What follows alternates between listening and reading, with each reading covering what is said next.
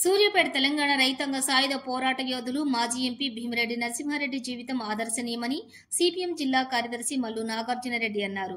శుక్రవారం భీమిరెడ్డి నరసింహారెడ్డి జయంతి సందర్భంగా ఆయన చిత్రపటానికి పూలమాలలు వేసి నివాళులర్పించారు. ఈ సందర్భంగా ఆయన మాట్లాడుతూ నల్గొండ జిల్లా సమగ్ర అభివృద్ధి కోసం బిఎన్ చేసిన కృషి మరవలేనిదన్నారు.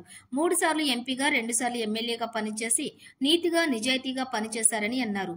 భూస్వామ్య కుటుంబంలో పుట్టినప్పటికీ పేద బడుగు బలహీన వర్గాల అభ్యున్నతి కోసం తన జీవితాన్ని త్యాగం చేసిన మహనీయుడు బిఎన్ అన్నారు.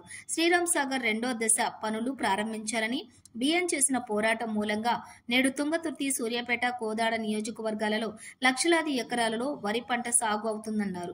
నీతికి నిజాయితీకి నిలువుటద్దంగా బిఎన్ నిలిచారని అన్నారు. ఈ కార్యక్రమంలో సిపిఎం జిల్లా కార్యదర్శి వర్గ సభ్యులు మట్టిపల్లి సైదులు, మేదరమెట్ల వెంకటేశ్వరరావు, కోట గోపి, చెరుకు ఏకలక్ష్మి, జిల్లా కమిటీ సభ్యులు బెల్లంకొండ వెంకటేశ్వర్లు, జిల్లాపల్లి నరసింహారావు, ఎల్గూరి గోవింద, కొప్పుల రజిత, మిట్ట గనుపుల ముత్యాలు, చిన్నపంగ నరసయ్య, ప్రజా సంఘాల జిల్లా నాయకులు ఎం రాంబాబు, రణపంగ కృష్ణ, మడి అంజుబాబు, ఏనుగుల వీరాంజనేయులు, షేక్ సైదా, గుంజా వెంకటేశ్వర్లు తదితరులు పాల్గొన్నారు.